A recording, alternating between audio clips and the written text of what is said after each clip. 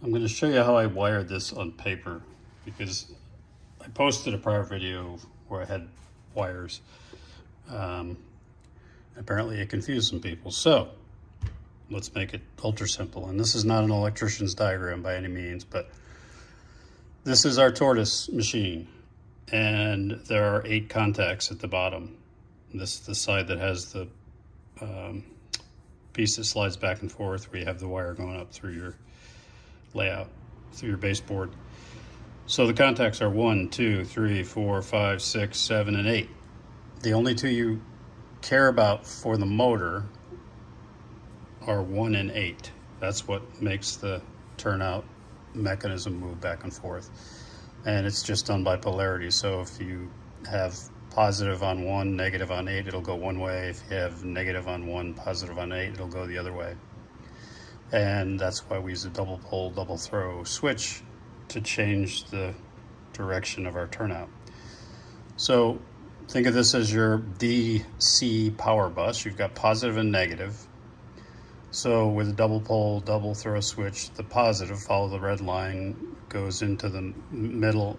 And you can do double pole, double throw switches in multiple orientations. But the way I do it is I have the positive go to one side of the middle 2 contacts, and then I have the negative, which is black, go to the other side.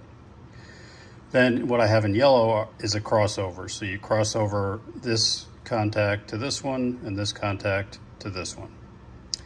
And then you feed out from either side. In this case, I'm using the top, and the blue wires go into 1 and into 8. So that's what's going to power the motor. I use blue because the polarity is going to change based on whichever way you switch that double pole, double throw switch. So in one orientation, you're getting positive, negative to 1 and 8, and the other orientation, you get a negative, positive as you move that switch back and forth. So that is the way that you wire the motor itself.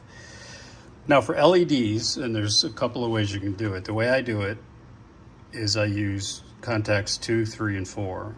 There's 2 switches inside this Tortoise machine. There's one on this side, and then there's one that uses 5, 6, and 7. I just use 2, 3, and 4. It's easier for me to remember. So what you're going to do is you're going to take your negative feed, and that's going to go from your power bus, from your DC power bus, not from the double pole, double throw switch. You're going to take your negative feed, and you're going to go right into number 4, and that's going to provide the neutral power for the switch. And that switch is going to determine whether it feeds neutral power to 3 or to 2, which would be your green or your red lights. So while that negative feed's going to number 4, the positive lead is going to go to the positive terminal on both your green and your red LED. And this can be used for either track signals like a dwarf signal or fascia. In my case, I use it for the fascia lights, so I know which orientation it's set at. Each LED has a long and a short leg. The long leg is positive, the short leg is negative. The short leg, or the negative side, is where you want to put your resistor. And I've used anywhere from 370 all the way up to 4,000 ohm, and it depends on the LEDs. For me, the green tends to be brighter, so I'll go as high as a 4,000 ohm. 370 to 4,000 is the range I work in, and you sort of have to test it out to see how bright you want it. Red tends to be dimmer, at least the ones I have, than green, so I usually put like between a 3 and 500 ohm on the red, and usually 2 to 4,000 ohm resistor on the green. But anyway, the red, or the positive, feeds into both positive leads of the LEDs. So you're basically tying those together. And the negative leads are what are driven off of the Tortoise machine. So one, in this case, the green, I have going to terminal number 3. And then I have the red negative going to terminal 2. So what happens is when the switch changes directions, it's going to feed the negative line to first 2. If it goes the other way, it's going to feed the negative power to 3. And that's what's going to make your red light go on or your green light go on, depending on which orientation the turnout motor is in. So hopefully that's clearer than what I had previously posted. I don't think I could make it any simpler unless I had some engineering schematic, and I am not an engineer. So this is another way to wire your LEDs, and some people prefer it.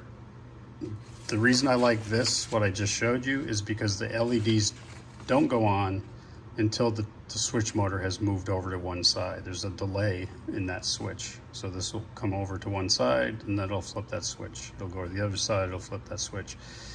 And I like that in the fascia, so I'll flip the switch up and, for example, to diverge a turnout, and after the turnout moves, the red light will go on at the top and the green light will go off, and vice versa. And that's good for signals, because you want the signal to only change when the turnout's actually moved.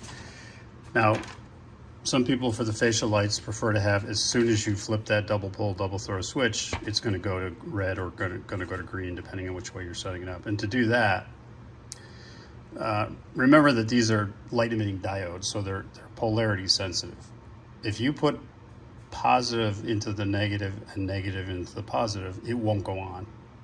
If you put positive into positive and negative into negative, it will go on. So you take advantage of that in making these things work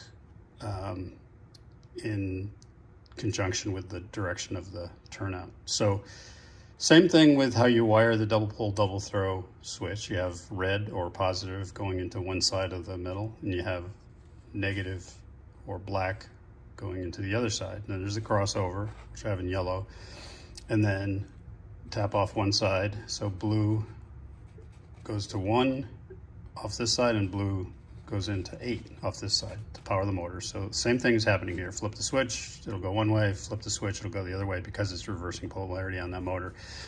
Now, because LEDs are polarity sensitive, they only work in one orientation or one polarity, you will take the negative lead of, let's say in this case, the green, because that's how I want to have it set up. Take the negative polarity or the negative contact after the resistor from the green and hook that to 1. Take the positive of the green, and that's going to go to 8. And now you do the opposite with the red. You take negative off the red, and that's going to go to 8, and then the positive off the red is going to go to 1. So now you can see what happens. When I change polarity of the motor, it's going to change polarity of what's being fed to these LEDs. So yeah, the one that's set up, once this polarity flips over, if 1 is positive and 8 is negative, you see what's going to happen. The red light's going to go on because it's actually a positive coming off there. If you flip the polarity and 1 is now negative and 8 is positive, you see what's going to happen. The green light's going to go on because it's getting negative where it needs negative, and it's getting positive from where it needs positive. So in this case, when you flip the double pull, double throw switch, it's going to immediately change the color of lights as soon as you flip that switch. And that's good for, some people like the fascia that way, and then the signal's hooked to the switch that I showed you on the prior. I do both. I have the signals and the fascia lights hooked off of the switch because I like that lag. So I flip the switch, I hear the motor go zzz, and then when it's in position, boom, the lights will change over. And flip it back, zzz, and once the turnout's in the other orientation, the lights will flip the other way. All right, so the last, well, I'll leave you with a couple things. One is my mock-up that I shared on the first video, and apparently was a little too much for some people. So I just have a power pack here. Now I have to find the dim double pull, double throw switch. Here it is. So I mocked this up to do exactly what I talked about. So the motors, when I flip that, turnout goes. Now it goes the other way, light turns green. Go back the other way, the light turns red. And you can see that lag where it's going the light doesn't turn until our turnout is in the direction we want it to be. All right, so that's that. Now let's go over to the layout, and we will show you what it actually looks like in real life. Well, as real life as HO trains get. So this is one where I have a crossover. You can hear the motors turning before that light changes. And I've got two turnouts hooked together because whenever I have a crossover going from the main line to the secondary, I have both the turnouts go together. So now they're aligned for their respective tracks. And now they're both set to be a crossover from the main to the secondary. And that's all done with one switch. And if I were to show you under the layout, there's just too much going on for me to try to explain the wiring by looking at that. So I just figured the paper would help. I hope that was informative. I hope that was clear. Thanks for watching. If you haven't subscribed, please do. Cheers.